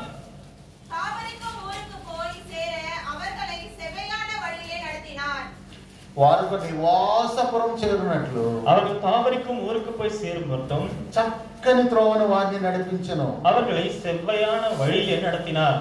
దుష్టత్వంలో ఉన్నటువంటి మనల్ని, துன்மார்க்கத்திலே பொல்லாப்பிலே இருந்த நம்மை, పాప మార్గంలో ఉన్నటువంటి మనల్ని, பாவ வழியிலே காணப்பட்ட நம்மை 4వ వచనం, ఇదే 107వ అధ్యాయం 4వ వచనంలో ప్రకారం, இதே 107ஆம் சங்கீதம் 4ஆம் வசனத்தின்படி అరణ్యమందుల ఎడారి త్రోవలో తిరుగులాడుతున్నటువంటి మనల్ని, வனாந்தரத்திலே அவாந்தர வழியாய் சுற்றி திரிந்து கொண்டிருந்த நம்மை ఆయన ఏమని ఆశీర్వదిస్తున్నాడు అంటే, அவர் என்னவென்று சொல்லி ஆசீர்வதிக்கிறார் ఆ என்றால் యొక్క నివాసపురం చేరినట్లు, அந்த தாவரிக்கும் ஊருக்கு போய் சேரும் மட்டுமாக, పరలోక రాజ్యం చేరినట్లు, பரலோக ராஜ்யத்தை போய் நாம் சேரும் மட்டுமாக, దేవాది దేవునితో ఉండునట్లు, தேவாதி தேவனோடு கூட நாம் இருக்கும்படியாக ఒక చక్కని మార్గాన్ని ఆయన సిద్ధపరుస్తా ఉన్నాడు. ஒரு செவ்வையான வழியை நமக்காக ஆயத்தம் பண்ணுகிறார். ఏంటా చక్కని మార్గం? அந்த செவ்வையான வழி என்றால் என்ன? యోహాను సువార్త 14వ వచనంలో யோவான் எழுதின சுவிசேஷம் 14ஆம் அதிகாரம் 6ஆம் வசனத்திலே యేసు ప్రభువారు అంటారు, ஆண்டவராகிய இயேசு கிறிஸ்துவானவர் சொல்கிறார், నేనే మార్గమును, நானே வழியும், ఐ యామ్ ద వే అంటాడు. நானே వழி என்று சொல்கிறார். నా ద్వారానే తప్ప ఎవడనో తండ్రి యొద్దకు అనగా పరలోక రాజ్యానికి చేరడు అని దేవుని వాక్యం చెప్తా ఉంది. அங்கே என்னை அல்லாமல் ஒருவனும் பிதாவினிடத்தில் வரான் என்று கூட ஆண்டவராகிய இயேசு கிறிஸ்துவானவர் சொல்கிறார். సో ఈ రాత్రి కాల సమయంలో இந்த இரவு வேளையிலே దేవాది దేవుడు தேவாதி தேவனானவர் నీకు తోడుగా ఉండాలనుకున్నాడు, அவரோடு கூட இருக்க வேண்டும் என்று నిన్ను விரும்புகிறார். ఆశీర్వదించాలనుకుంటున్నాడు, உன்னை ஆசீர்வதிக்க வேண்டும் என்று விரும்புகிறார். రక్షణను ఆశీర్వాదించాలనుకున్నాడు, ரட்சிப்பு என்கிற ஆசீர்வாதத்தை கொடுக்க விரும்புகிறார். సమాధానం ఆశీర్వాదించాలనుకుంటున్నాడు, சமாதானம் என்கிற ஆசீர்வாதத்தை கொடுக்க விரும்புகிறார். చక్కని మార్గం, సరైన మార్గంలో నిన్ను నడిపించాలని ఆశపడతా ఉన్నాడు. நல்ல வழியிலே செவ்வையான வழியிலே உன்னை நடத்த வேண்டும் என்று விரும்புகிறார். 4వదిగా చూసినట్లయితే 4வதாக பார்க்கும் பொழுது యెహోషువ గ్రంథం 3వ అధ్యాయం 7వ వచనం, யோசுவாவின் புஸ்தகம் 3ஆம் அதிகாரம் 7ஆம் வசனம். యెహోషువ గ్రంథం 3వ అధ్యాయం 7వ వచనం, யோசுவாவின் புஸ்தகம் 3ஆம் அதிகாரம் 7ஆம் வசனம். கர்த்தர் யோசுவாவை நோக்கி, நான் மோசேயோடு இருந்தது போல உன்னோடும் இருக்கிறேன் என்பதை இஸ்ரவேலர் எல்லாரும் அறியும்படிக்கு இன்று அவர்கள் கண்களுக்கு முன்பாக உன்னை மேன்மைப்படுத்துவேன். ఇక్కడ దేవుని వాక్యం చెప్తా ఉంది, ఈ దేవుని వాక్యలే எழுதப்பட்டிருக்கிறது, నిన్ను గొప్ప చేయ మొదలు పెట్టెదను అంటాడు. நான் உன்னை மேன்மைப்படுத்துவேன் என்று சொல்கிறார். This day I will begin to exalt you అని అంటుంది. அங்கே இன்று அவர்கள் கண்களுக்கு முன்பாக உன்னை மேன்மைப்படுத்துவேன் என்று சொல்கிறார். నిన్ను హెచ్చిస్తాను అంటున్నాడు, ஆண்டவர் நான் உன்னை உயர்த்துவேன் என்று சொல்கிறார். నిన్ను ఉన్నతమైన స్థానంలో ఉంచుతాను అంటున్నాడు, உன்னதமான ஸ்தலத்திலே நான் உன்னை வைப்பேன் என்று சொல்கிறார். నువ్వు పైవాడిగా ఉంటావు అంటున్నాడు, நீ மேலானவனாக இருப்பாய் என்று சொல்கிறார். నువ్వు క్రిందివాడిగా ఉండవు అంటున్నాడు. நீ கீழானவனாக இருக்க மாட்டாய். నిన్ను రక్షించడం మాత్రమే కాదు, உன்னை ரட்சிப்பது மாத்திரமல்ல, నీకు సమాధానం ఇవ్వడం మాత్రమే కాదు, உனக்கு சமாதானத்தை கொடுப்பது மாத்திரமல்ல, పరలోక రాజ్యానికి చేర్చడం మాత్రమే కాదు, அந்த பரலோக ராஜ்யத்திற்கு கொண்டு போய் சேர்ப்பது மாத்திரமல்ல, ఈ లోకంలో ఉన్నప్పుడు இந்த உலகத்திலே இருக்கும் பொழுது నిన్ను హెచ్చించేటటువంటి వాడిగా ఉన్నాడు, நம்மை அவர் உயர்த்துகிறவராக இருக்கிறார். నిన్ను దీవించేటటువంటి వాడిగా ఉన్నాడు, உன்னை ஆசீர்வதிக்கிறவராகவும் இருக்கிறார். నిన్ను ఘనపరిచేటటువంటి వాడిగా ఉన్నాడు, உன்னை கனப்படுத்துகிறவராக அவர் இருக்கிறார். అందుకని కీర్తనలు 75వ అధ్యాయం 7వ వచనంలో, அதனால நான் 75ஆம் சங்கீதம் 7ஆம் வசனத்திலே 75వ కీర్తన 7వ వచనం, 75ஆம் சங்கீதம் 7ஆம் வசனம், தேவனே நியாயாதிபதி ஒருவனை தாழ்த்தி ஒருவனை உயர்த்துகிறார். ఇక్కడ దేవుని వాక్యం చెప్తా ఉంది, ఈ దేవుని వాక్యం எழுதப்பட்டிருக்கிறது, దేవుడే తీర్పు తీర్చువాడు, தேவனே நியாயாதிபதி, ఆయన ఒకరిని తగ్గించేటువంటి వాడు ఉంటాడు, அவர் ஒருவனை தாழ்த்துகிறவராக இருக்கிறார், ఒకరిని హెచ్చించేటువంటి వాడు ఉంటాడు, ஒருவனை உயர்த்துகிறவராகவும் இருக்கிறார். సో మనం చేసే ప్రతి పనిలో కూడా நாம் செய்கிற ஒவ்வொரு வேலையிலும் கூட మనం పైన ఉండాలని కోరుకుంటాం, நாம் மேலானவர்களாக இருக்க வேண்டும் என்று நினைப்போம், మనల్ని గుర్తించాలని కోరుకుంటాం, எல்லாரும் நம்மை பார்க்க வேண்டும், நம்மை தெரிந்து கொள்ள வேண்டும் என்று நாம் நினைக்கிறோம், అందరూ మనల్ని వచ్చి అప్రిషియేట్ చేయాలని కోరుకుంటాం, எல்லாரும் நம்மை மெச்சிக்கொள்ள வேண்டும் என்று நாம் நினைக்கிறோம், అన్ని అధికారాలు నాకే ఉండాలని కోరుకుంటాం, எல்லா விதமான அதிகாரமும் எனக்கு மாத்திரமே இருக்க வேண்டும் என்று நான் நினைக்கிறோம். సో ఈ దేవునితో కనుక నువ్వు ఉన్నట్లయితే, ஒருவேளை தேவனோடு கூட நீ இருந்தாயானால், ఈ దేవునితో నువ్వు నడిచినట్లయితే, தேவனோடு கூட நீ நடந்தாயானால், నీ ముందర నీ దేవుని కనుక ఉంచుకున్నట్లయితే, உனக்கு முன்பாக உன்னுடைய தேவனை நீ வைத்துக் கொண்டால், ఆ దేవుడు నీకు తోడుగా ఉంటాడు, அந்த தேவன் உன்னோடு கூட இருப்பார், నిన్ను ఆశీర్వదిస్తాడు, அவர் உன்னை ஆசீர்வதிப்பார், ఆయన నిన్ను గొప్ప చేసేటువంటి వాడుగా ఉంటాడు, அவர் உன்னை மேன்மைப்படுத்துகிற தேவனாக இருக்கிறார். చూడండి ద్వితీయోపదేశకాండం பாருங்கள், உபாகமத்தின் புஸ்தகம் 28వ అధ్యాయం 28ஆம் அதிகாரம் 14వ వచనం, 14ஆம் வசனம். ద్వితీయోపదేశకాండం உபாகமம் 28వ అధ్యాయం 28ஆம் அதிகாரம் 14వ వచనం, 14ஆம் வசனம். இன்று நாம் உனக்கு விதிக்கிற தேவனாகிய கர்த்தரின் கட்டளைகளை கைக்கொள்ளவும் அவைகளின்படி நடக்கவும் அவைகளுக்கு செவி கொடுத்து வந்தார். கர்த்தர் உன்னை வாளாக்காமல் தலையாக்குவார், நீ கீழாகாமல் மேலாவாய். సో యెహోవా నిన్ను తలగా నియమించును గాని கர்த்தர் உன்னை 14 చూడు. கர்த்தர் உன்னை வாளாக்காமல் தலையாக்குவார். పోకగా నియమింపడు. அவர் உன்னை வாளாக்க மாட்டார். நீ పైవాడుగా ఉండువు గాని நீ மேலானவனாக இருப்பாய். క్రిందివాడుగా ఉండవు. நீ కీழానవனாக இருக்க மாட்டாய். తర్వాత దేవుని వాక్యం చెప్తా ఉంది. இன்னும் தேவனுடைய வார்த்தை சொல்கிறது 8వ వచనంలో 8వ వచனத்திலே నీ కొట్లలోను உன் களஞ்சியங்களிலும் నువ్వు చేయ ప్రయత్నాలన్నిటిలోను நீ கையிடும் எல்லா வேலையிலும் నీకు దీవెన కలుగునట్లు உனக்கு ஆசீர்வாదம் கட்டளையிடுவார். యెహోవా ఆజ్ఞాపించును. அங்கே ஆசீர்வாதம் கட்டளையிடுவார். నీ దేవుడైన యెహోవా నీకు ఇచ్చుచున్న దేశంలో உன் தேவனாகிய கர்த்தர் உனக்கு கொடுக்கும் தேசத்திலே ఆయన నిన్ను ఆశీర్వదించును. உன்னை ஆசீர்வதிப்பார். సో నిన్ను నన్ను ఆశీర్వదించాలని కోరుకుంటున్నాను. அவர் உன்னை என்னை நம்மை ஆசீర్వదిக்க வேண்டும் என்று గొప్ప விரும்புகிறார். చేయాలని కోరుకుంటున్నాను. அவர் நம்மை மேன்மைப்படுத்த வேண்டும் என்று விரும்புகிறார். మోషేని ఏ విధంగా అయితే హెచ్చిస్తూ వచ్చాడో, மோசேவை எவ்விதமாக தேவன் உயர்த்தினாரோ, యెహోషువని ఏ విధంగా అయితే ఘనపరుస్తూ వచ్చాడో, யோசுவாவை எவ்விதமாக ஆண்டவர் கனப்படுத்தினாரோ, నిన్ను నన్ను కూడా ఆ విధంగా ఘనపరిచి ఆశీర్వదించాలని దేవుడు కోరుకుంటా ఉన్నాడు. உன்னையும் என்னையும் கூட அவ்விதமாகவே நம்மை உயர்த்தி நம்மை கனப்படுத்த வேண்டும் என்று தேவன் விரும்புகிறார். సో దేవుడు మనకు తోడుగా ఉండటం ద్వారా தேவன் நம்மோடு கூட இருப்பதினாலே వచ్చినటువంటి మొదటి లాభం ఏంటి అంటే நமக்கு வருகிற முதலாவது லாபம் என்னவென்றால் ఆయన నిన్ను ఆశీర్వదించాలనుకున్నాడు. அவர் உன்னை ஆசீர்வதிக்க வேண்டும் என்று விரும்புகிறார். ఆ దేవుడు నీకు ముందుగా నడటం ద్వారా அவர் அந்த தேவன் உனக்கு முன்பாக போகிறதுனாலே నీకు కలిగే రెండో లాభం ఏంటి అంటే உனக்கு உண்டாகிற இரண்டாவது லாபம் என்னவென்றால் చూడ ద్వితీయోపదేశకాండం பாருங்கள் உபாகமத்தின் புஸ்தகம் మొదటి అధ్యాయం முதலாவது அதிகாரம் 30-31 వచనాలు. 30-31 வசனங்கள். మొదటి అధ్యాయం 30-31 వచనాలు. முதல் 1ஆம் அதிகாரம் 30ஆம் வசனம் 31ஆம் வசனம். முன் செல்லும் உங்கள் தேவனாகிய கர்த்தர் தாமே எகிப்தில் உங்களோடு இருந்து உங்கள் கண்களுக்கு முன்பாக செய்த எல்லாவற்றைப் போலவும் வனாந்தரத்தில் செய்து வந்தது போலவும் உங்களுக்காக யுத்தம் பண்ணுவார். 31ஆம் வசனம் கூட. ஒரு மனிதன் தன் பிள்ளையை சுமந்து கொண்டு போவது போல நீங்கள் இவ்விடத்திற்கு வருகிற வரைக்கும் நடந்து வந்த வழிகள் எல்லாவற்றிலும் உங்கள் தேவனாகிய கர்த்தர் உங்களை சுமந்து கொண்டு வந்ததை கண்டீர்களே. ఈ దేవుడు నీకు ముందుగా నడటం ద్వారా உங்கள் தேவன் உங்களுக்கு முன்பாக போகிறதுனாலே ఆయన ఏం చేస్తాడు అని అంటే அவர் என்ன செய்கிறார் என்றால் 31వ వచనం ఉంది. 31ஆம் வசனத்தில் இருக்கிறது, ఐగుప్తులోను எகிப்திலேயும் అరణ్యములోను வனாந்தரத்திலேயும் మీ కొరకు చేసినట్లు మీ పక్షముగా యుద్ధము చేయును. அங்கே உங்களுக்காக செய்து வந்தது போல அவர் ஆண்டவர் உங்களுக்காக யுத்தம் பண்ணுவார். సో రెండవదిగా ఆయన ఏం చేయాలనుకుంటాడు? నీకు ముందుగా వెళ్ళడం ద్వారా కలిగే ఆశీర్వాదం ఏంటంటే இங்கே அவர் நமக்கு முன்பாக போகிறதுனாலே நமக்கு உண்டாகிற ஆசீர்வாதம் என்னவென்றால் నీ పక్షాన నా పక్షాన ఆయన యుద్ధం చేసేటట్టు వాడుకు ఉంటాడు. உன் பட்சத்திலேயும் என் பட்சத்திலேயும் ஆண்டவர் யுத்தம் பண்ணுகிறவராக இருக்கிறார். నిన్ను గెలిపించడానికి, உன்னை வெற்றி பெற செய்வதற்காக, నీకు విజయం ఇవ్వడానికి உனக்கு ஜெயத்தை கொடுப்பதற்காக ఆ యొక్క యుద్ధశూరుడైనటువంటి దేవుడు, அந்த யுத்த வீரனாகிய நம்முடைய தேவன், ఆ సైన్యాధిపతి యెహోవా దేవుడు நம்முடைய சேனைகளின் அதிபதியாகிய நம்முடைய నీ தேவன் ముందు నడిచి నీకు విజయం ఇవ్వడానికి ఇష్టపడతా ఉన్నాడు. நமக்கு முன்னாக சென்று நமக்கு வெற்றியை கொடுக்க, ஜெயத்தை கொடுக்க அவர் ஆயத்தமாக నీ இருக்கிறார். పక్షాన యుద్ధం చేయడానికి సిద్ధపడతా ఉన్నాడు. உன் பட்சத்திலே அவர் யுத்தம் பண்ண ஆயத்தமாக இருக்கிறார். ఒక్కొక్కసారి మనం అనుకుంటా ఉంటాం, சில நேரங்களில் நாம் இப்படியாக நினைக்கிறோம், నా పక్షాన మాట్లాడేటువంటి వాళ్ళు ఎవరు లేరు, எனக்காக பேசுகிறவர்கள், என் பட்சத்திலே பேசுகிறவர்கள் யாருமே இல்லை, నా ఇంటి వాళ్ళతో, నా ఇంటి ప్రక్క వాళ్ళతో చాలా సమస్యలు ఉన్నాయి, என்ன வீட்டு பக்கத்துல இருக்கிறவர்களோடு கூட எனக்கு அதிகமான பிரச்சனைகள் இருக்கிறது, లేదా నా బంధువులతో చాలా సమస్యలు அல்லது ఉన్నాయి, என்னுடைய உறவினர்களோடு எனக்கு அதிகமான பிரச்சனைகள் లేదా இருக்கிறது, ఇతరులతో చాలా సమస్యలు ఉన్నాయి, அல்லது மற்ற ஜனங்களோடு எனக்கு அதிகமான ஒரு பிரச்சனைகள் இருக்கிறது, ఎవరు నాకు సహాయం చేయట్లేదు, எனக்கு உதவி செய்கிறவர்கள் யாருமே இல்லை, ఎవరు నా పక్షాన లేరు. யாரும் என் பட்சத்திலே இல்லை. ఒకవేళ ఎవరైనా నా పక్షాన ఉన్నట్లయితే ஒருவேளை யாராவது என் பட்சத்தில் இருந்தாலும் கூட నేను వారి మీద విజయం పొందగలను అనుకుంటాం. நான் அவர்கள் மேலே வெற்றியை பெற்றுக்கொள்வேன் என்று நாம் நினைக்கிறோம். కానీ ఈ దేవుడు ఈ రాత్రి కాల సమయంలో మనకి వాగ్దానం చేస్తుంది ఏంటి అని అంటే, ஆனால் நம்முடைய தேவனாகிய கர்த்தர் இந்த இரவு வேளையிலே நமக்கு வாக்குத்தத்தமாக சொல்லுகிற வார்த்தை என்னவென்றால், నేను నీకు ముందుగా నడవడం ద్వారా நான் உனக்கு முன்பாக போகிறதுனாலே నీ పక్షమున నేను యుద్ధం చేస్తానంటున్నాడు. நான் உங்களுக்காக யுத்தம் பண்ணுவேன் என்று சொல்கிறார். ఎక్కడ అంట? எங்கே? ఐగుప్తు, எகிப்திலேயும் అరణ్యము. வனாந்திரத்திலேயும். ఐగుప్తు అంటే మనకు తెలుసు, ఈ లోకంలో எகிப்து என்றால் நமக்கு தெரியும், இந்த உலகத்திலே ఆయన మన పక్షాన యుద్ధం చేసేటువంటి దేవుడు, அவர் நம் பட்சத்திலே யுத்தம் பண்ணுகிறவராக இருக்கிறார். అధికారులతో మాట్లాడేటువంటి దేవుడు, அதிகாரிகளோடு பேசுகிறவராக இருக்கிறார். పోలీసు వారితో మాట్లాడేటువంటి దేవుడు, போலீஸ்காரர்களோடு கூட பேசுகிறவராக இருக்கிறார். కోర్టు వారితో మాట్లాడేటువంటి దేవుడు, அங்கே கோர்ட்டில் இருக்கிறவர்களோடும் கூட பேசுகிறவராக లేదా இருக்கிறார். పైన ఉన్నటువంటి అధికారులతో మాట్లాడేటువంటి దేవుడు, அல்லது உனக்கு மேலாக இருக்கிற அதிகாரிகளோடு அவர் பேசுகிறவராக இருக்கிறார். మనకి ఏదైనా సమస్య వచ్చినప్పుడు, நமக்கு ஏதாவது ஒரு பிரச்சனை வந்தா మన దేవుని దగ్గరికి వెళ్ళి நாம் நம்முடைய தேவனிடத்திற்கு போய் ప్రార్థన చేసినప్పుడు, அவரிடத்திலே விண்ணப்பம் பண்ணும் பொழுது, లేదా ఆయన ఆశ్రయించినప్పుడు, அல்லது அவரை நாம் அண்டிக் கொள்ளும் பொழுது, మన పక్షాన ఆయనే ఉండి அவர் நம் பட்சத்திலே இருந்து రాజుల యొక్క హృదయాన్ని ఆయన నీటి కాలువగా చేస్తాడని వాక్యం ఉంటుంది. அங்கே ராஜாக்களுடைய இதயத்தை அவர் வாய்க்கால்களை போல மாற்றுகிறார் என்று தேவனுடைய வார்த்தையிலே வாசிக்கிறோம். సో వారితో మాట్లాడి அவர்களோடு கூட தேவன் ఆ பேசி పరిస్థితులన్నీ తారుమారు చేసేటువంటి వాడు మన దేవుడు.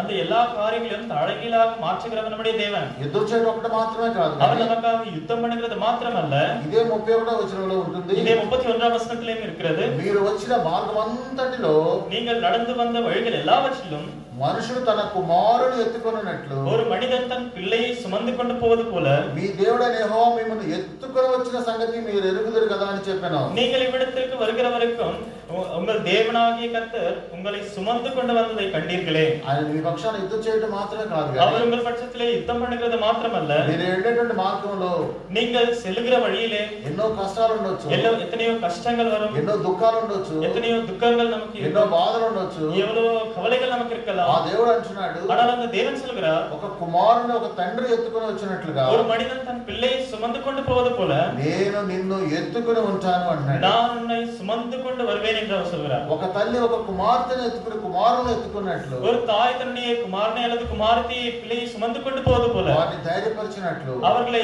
தைரியப்படுத்தினது போல ఆ దేవాది దేవుడు నిన్ను నన్ను ధైర్యపరిచేటువంటి వాడిగా ఉన్నాడు. நம்முடைய தேவாதி தேவனானவர் உன்னையும் என்னையும் நம்மை தைரியப்படுத்துகிற தேவனாக அவர் காணப்படுகிறார். చూడండి, మన ఇంట్లో చిన్న పిల్లలు ఉంటారు. பாருங்க, நம்முடைய வீட்டிலே சின்ன பிள்ளைகள் இருப்பார்கள். తల్లి ఏదో వంట పనిలో బిజీగా ఉంటది. அந்த தாயை பார்க்கும் பொழுது சமையலறையிலே அவர்கள் பிஸியாக இருப்பார்கள்.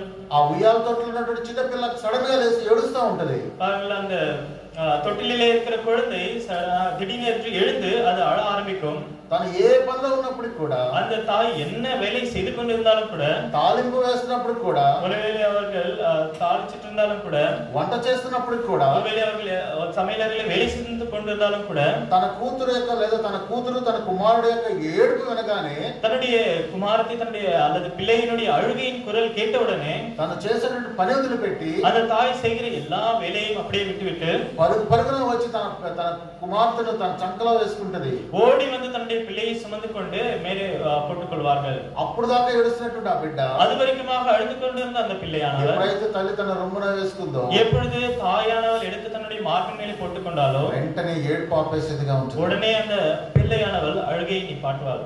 అదే విధంగా அதே போலதான் ఈ దేవాది దేవుడు இந்த நம்முடைய தேவாதி தேவன் నీకు ముందు నడవడం ద్వారా உமக்கு முன்பாக போகிறதுனாலே నీ పక్షాన యుద్ధం చేసేటువంటి వాడిగా ఉన్నాడు. அவர் உன் பட்சத்திலே யுத்தம் பண்ணுகிறவராக ఈ இருக்கிறார். దేవాది దేవుడు నీకు ముందుగా నడవడం ద్వారా இந்த தேவன் உனக்கு முன்பதாக போவதனாலே నీకు ఏదైనా కష్టం వస్తే, உனக்கு ஏதாவது கஷ்டம் வந்தா, నీకు ఏదైనా శ్రమ వస్తే, உனக்கு ஏதாவது பாடுகள் வந்தா, ఆయన నిన్ను ధైర్యపరిచేటువంటి వాడిగా ఉన్నాడు. அவர் உன்னை தைரியப்படுத்துகிறவராக ఆయన இருக்கிறார். నిన్ను ఎత్తుకునేటువంటి వాడిగా ఉన్నాడు. அவர் உன்னை சுமந்து கொண்டு போகிறவராக ఎన్నో இருக்கிறார். వాగ్దానాలు మనకు అనుగ్రహిస్తూ వచ్చాడు. தேவன் அநேக வாக்குத்தத்தங்களை நமக்கு கொடுத்திருக்கிறார். చూడండి, యెషయా గ్రంథం, பாருங்கள், ஏசாயாவின் புஸ்தகம், యెషయా గ్రంథం ஏசாயாவின் புஸ்தகம்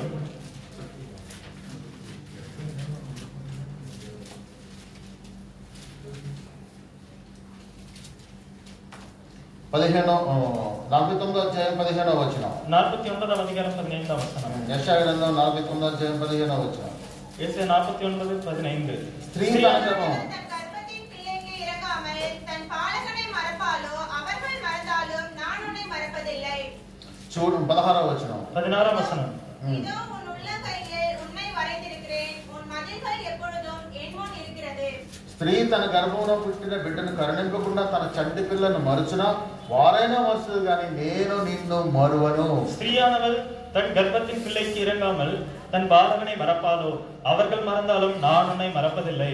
చూడము నా అరచేతుల మీద నేను చెక్కుకొని ఉన్నాను అంటున్నాడు இதோ దేవుడు. என் உள்ளங்கைகளில் உன்னை வரைந்திருக்கிறேன் என்று தேவன் சொல்கிறார். సో దేవాది దేవుడు எனவே தேவாதி தேவனானவர் నీ ఎడల నా ఎడల ఎంతో కన్సర్న్ కలిగినటువంటి వాడిగా ఉన్నాడు. உன் பட்சத்திலும் என் பட்சத்திலும் அவர் மிகுந்த கரிசனை உள்ளவராக సో இருக்கிறார். నువ్వు వెళ్లే మార్గంలో శ్రమలు ఉన్నప్పటికీ, நீங்கள் போகிற வழியிலே உங்களுக்கு பாடுகள் இருந்தாலும் கூட, కష్టాలు ఉన్నప్పటికీ, இவ்வளவு కష్టங்கள் இருந்தாலும் கூட, దుఃఖం ఉన్నప్పటికీ, உங்களுக்கு துக்கம் இருந்தாலும் கூட, వాటన్నిటిలో నుంచి ఆయన తప్పించి తన భుజాల మీద వేసుకుని మనల్ని ఆదరించి ధైర్యపరిచే దేవుడు మన దేవుడు. அவை எல்லாவற்றிலிருந்து நம்மை தப்புவித்து அவருடைய தோள்களின் மேலே போட்டுக்கொண்டு நம்மை சுமந்து கொண்டு போகிற நம்மை தப்புவிக்கிற தேவனாக நம்முடைய தேவன் இருக்கிறார். యెహోషువ 23వ అధ్యాయం 10వ వచనం. பாருங்கள் யோசுவாவின் புத்தகம் 23ஆம் அதிகாரம் 10ஆம் வசனம். యెహోషువ 23వ అధ్యాయం 10వ వచనం. யோசுவா 23ஆம் அதிகாரம் 10ஆம் வசனம். உங்களில் ஒருவன் உங்கள் தேவனாகிய கர்த்தர் உங்களுக்கு சொன்னபடி அவர் தாமே உங்களுக்காக யுத்தம் பண்ணுவார். 11వ వచనం. 11ஆம் வசனம் கூட ஆகையால் உங்கள் தேவனாகிய கர்த்தரில் அன்பு கூறும்படி உங்கள் ஆத்துமாக்களை குறித்து மிகவும் எச்சரிக்கையாயிருங்கள். మీ దేవుడైన యెహోవా మీకు ఇచ్చిన మాట చొప్పున உங்கள் தேவனாகிய கர்த்தர் உங்களுக்கு கொடுத்த சொன்னபடி తానే మీ కొరకు యుద్ధం చేయవాడు. அவர் தாமே உங்களுக்காக யுத்தம் பண்ணுகிறார். ఆయన మనకు మాట ఇచ్చాడు, அவர் நமக்கு வாக்குத்தத்தம் பண்ணினார், వాగ్దానం చేశాడు. அவர் வாக்குத்தத்தம் பண்ணினார். ఆ వాగ్దానాన్ని నెరవేర్చేటువంటి వాడు, அந்த வாக்குத்தத்தம் பண்ணின வார்த்தையை அவர் நிறைவேற்றுகிறார். నెరవేర్చడానికి సమర్థుడైనటువంటి దేవుడు. அவர் நிறைவேற்ற வல்லமையுள்ள தேவனாக ఆయన இருக்கிறார். వాగ్దానం ఇవ్వటం ద్వారా அவர் வாக்குத்தத்தத்தை கொடுப்பதன் மூலமாக ఒక్క మనుషుడు ஒரே ஒரு மனுஷன் ఎంతమందిని తరుగుతారట, எத்தனை பேரை துரத்துவானா, ఎంతమంది మీద విజయం సాధిస్తారట. எத்தனை பேர் மேலே ஜெயத்தை பெற்றுக்கொள்வான். అక్కడ దేవుని వాక్యం చెప్తా இங்கே ఉంది, தேவனுடைய வார்த்தை சொல்லப்பட்டிருக்கிறது. ఒక్క మనిషి உங்களில் ஒருவன் ఎంతమంది అనుందట, யாரு எத்தனை பேர் என்று இருக்கிறது? 1000 మంది. 1000 பேரை. ఒక్క మనిషి ஒரு మనుஷன் 1000 మందిని తరుగుతాడట. 1000 பேரை துரத்துவானாம். చూడండి, దేవుడు మనకి ఇచ్చినటువంటి వాగ్దానం ఎటువంటి వాగ్దానం. பாருங்கள், தேவன் நமக்கு கொடுத்த வாக்குத்தத்தம் எப்படிப்பட்டது. కాబట్టి మనం ఏం చేయాలి? எனவே நாம் என்ன செய்ய வேண்டும்? 11వ వచనం. 11ஆம் வசனம். మీరు బహు జాగ్రత్త పడి நீங்கள் மிகவும் எச்சரிக்கையாயிருங்கள். మీ దేవుడైన యెహోవాను ప్రేమింపవలెను. உங்கள் தேவனாகிய கர்த்தரிடத்தில் அன்பு கூற வேண்டும். సో దేవాది దేవుడు నీ పక్షంగా యుద్ధం చేయాలి అని అంటే தேவாதி தேவனானவர் உங்களுக்காக யுத்தம் பண்ண வேண்டும் என்றால் బహు జాగ్రత్తగా ఉండి நீங்கள் மிகவும் ஜாக்கிரதையாக எச்சரிக்கையாக இருந்து ఆయనను ప్రేమించాలి, அவரிடத்திலே அன்பு கூற வேண்டும். ఆయన సన్నిధిని ప్రేమించాలి, அவருடைய சமூகத்தை நேசிக்க வேண்டும். ఆయన మందిరాన్ని ప్రేమించేటువంటి వారిగా ఉండాలి. அவருடைய ஆலயத்தை நாம் நேசிக்கிறவர்களாக இருக்க வேண்டும். ఎప్పుడైతే మనం ఆయన సన్నిధిని ప్రేమిస్తామో, எப்பொழுது கர்த்தருடைய சமூகத்தை நாம் நேசிக்கிறோமோ, ఆయన మనం ప్రేమిస్తామో, நாம் எப்பொழுது ஆண்டவரை நேசிக்கிறோமோ, ఆయన మనం ముందు నడిచేటువంటి వాడుగా ఉంటాడు. அவர் நமக்கு முன்பாக போகிறவராக இருக்கிறார். మన పక్షాన యుద్ధం చేసేటువంటి వాడుగా அவர் ఉంటాడు. நமக்காக யுத்தம் பண்ணுகிறவராக இருக்கிறார். మన ఒక్కళ్ళు 1000 మంది తరిమేటువంటి వాడుగా ఉంటాం. நம்மை குறித்து பார்க்கும் பொழுது நாம் ஒருவராக 1000 பேரை துரத்துகிறவர்களாக நாம் இருப்போம்.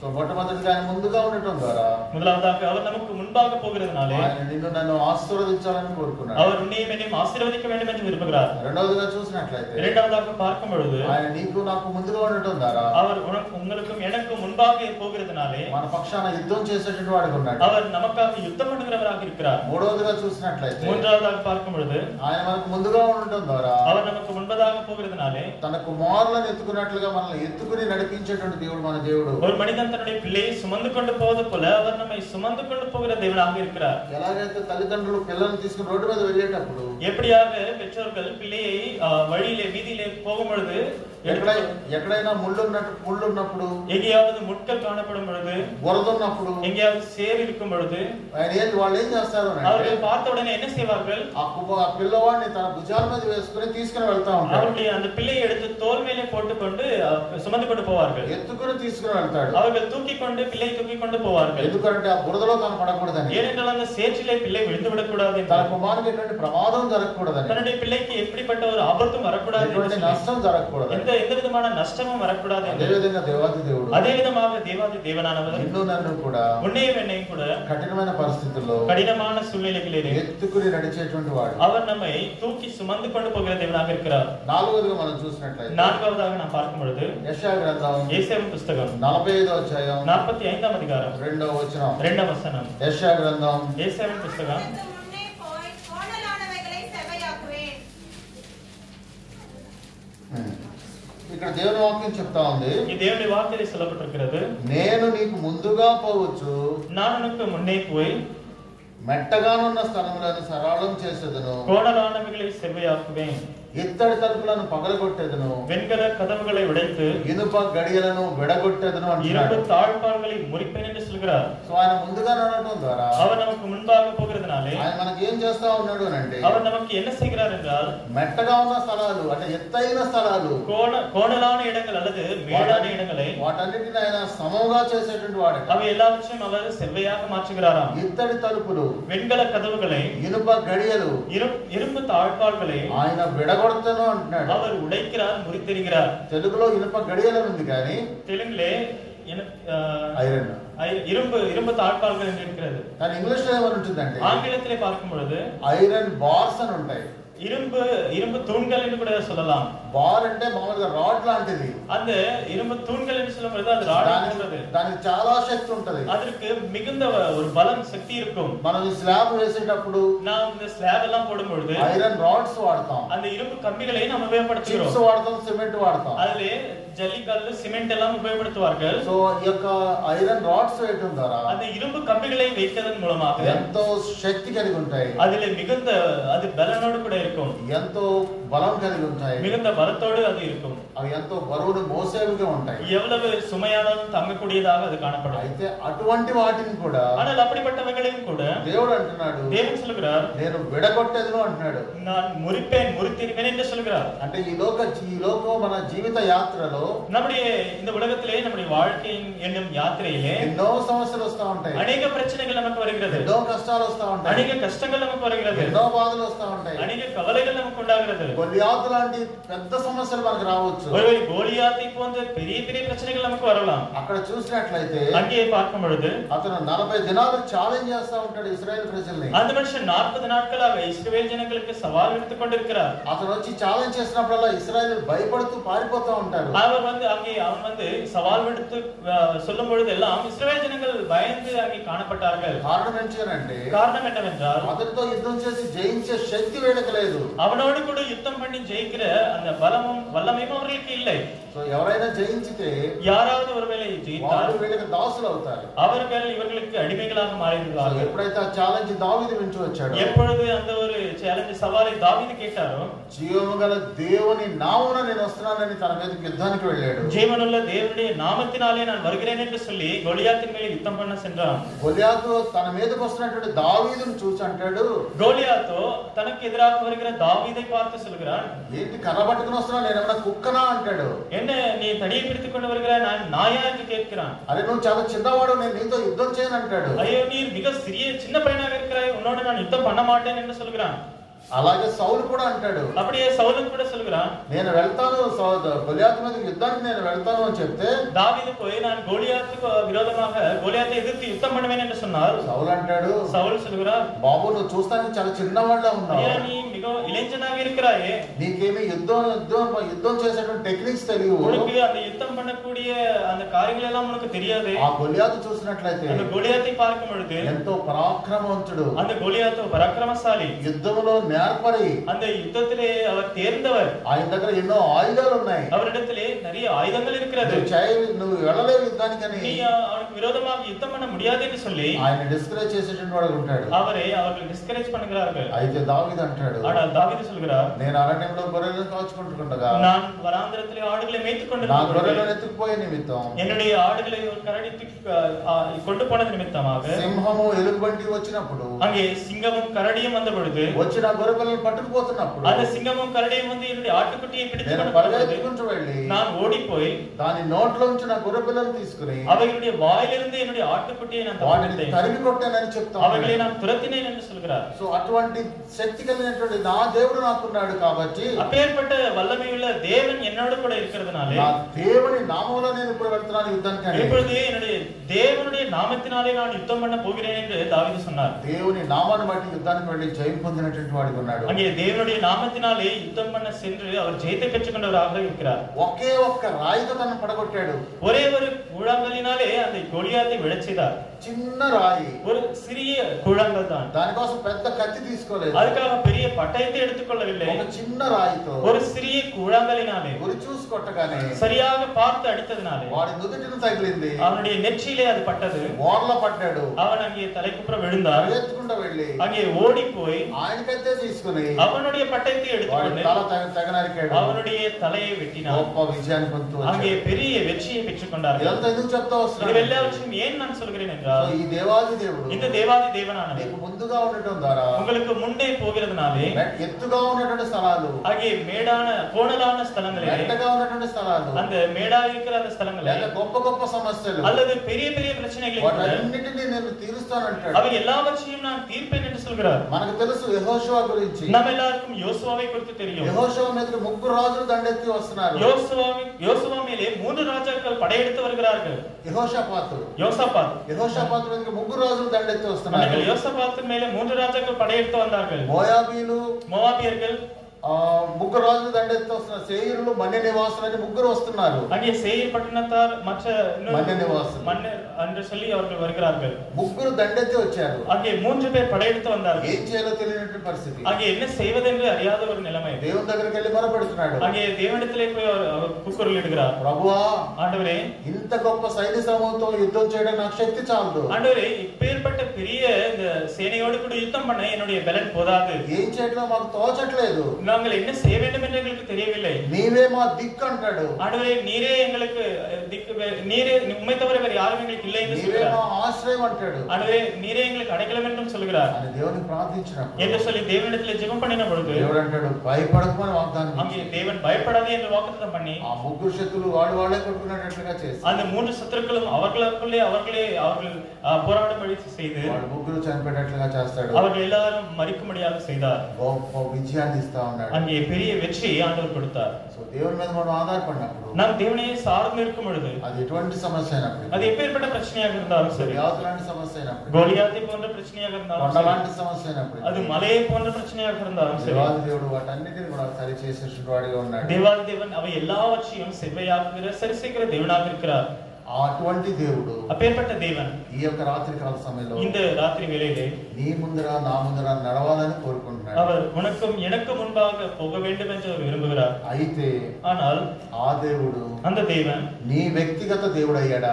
அவர் உனக்கு தனிப்பட்ட தேவனாக இருக்கிறாரா? అంటే ఆ దేవుడి అధికారం కింద నువ్వు వచ్చావా? அந்த தேவனுடைய அதிகாரத்தின் கீழே நீ வந்திருக்கிறாயா? ఆ దేవుడిని నువ్వు అంగీకరించావా? அந்த தேவனை நீ ஏற்றுக்கொண்டிருக்கிறாயா? ఆ దేవుడిని నీ రక్షకుడుగా అంగీకరించావా? அந்த தேவனை உன்னுடைய இரட்சகராக நீ ஏற்றுக்கொண்டிருக்கிறாயா? పాపాల విషయంలో పశ్చాత్తాపడుతూ వచ్చావా? உன்னுடைய பாவத்தின் விஷயத்திலே நீ மனஸ்தாபப்பட்டிருக்கிறாயா? నువ్వు ఎప్పుడైతే పాపాల విషయంలో పశ్చాత్తాపడి நீ எப்பொழுது பாவத்தின் விஷயத்திலே மனஸ்தாபப்பட்டு ఆయన దగ్గరికి వెళ్ళి తండ్రి నన్ను కనికరించని మనం ప్రార్థించినప్పుడు அவரிடத்திற்கு போய் பிதாவே என்னை மன்னியும், தகப்பனே என்னை மன்னியும் என்று சொல்லி நாம் ஜெபிக்கும் பொழுது మన పాపాలు క్షమిస్తాడు. அவர் நம்முடைய பாவங்களை மன்னிப்பார். గొప్ప రక్షణ అనుగ్రహిస్తాడు. நமக்கு பெரிய ரட்சிப்பை கொடுப்பார். నిత్య నరకం నుంచి తప్పించి పరలోక రాజ్యానికి వారసుగా చేస్తాడు. நித்திய நரகத்திலிருந்து நம்மை தப்புவித்து பரலோக ராஜ்யத்துக்கு வாரிசுகளாக మాత్రమే மாற்றுவார். కాదు, அது மாத்திரமல்ல, నీ జీవిత యాత్రలో இந்த வாழ்க்கை என்னும் నీ யாத்திரையில் ముందర నడుస్తూ உனக்கு முன்பாக போகிறவராய் నిన్ను ఆశీర్వదించాలని ఇష్టపడుతున్నాడు. அவர் உன்னை ஆசீர்வதிக்க வேண்டும் என்று నీ விரும்புகிறார். పక్షాన యుద్ధం చేయాలని కోరుకుంటున్నాడు. அவர் உன் பட்சத்திலே உனக்காக யுத்தம் பண்ண வேண்டும் என்று விரும்புகிறார். నిన్ను ఎత్తుకుని నడిపిస్తానని జ్ఞాపకం చేస్తా ఉన్నాడు. அவர் உன்னை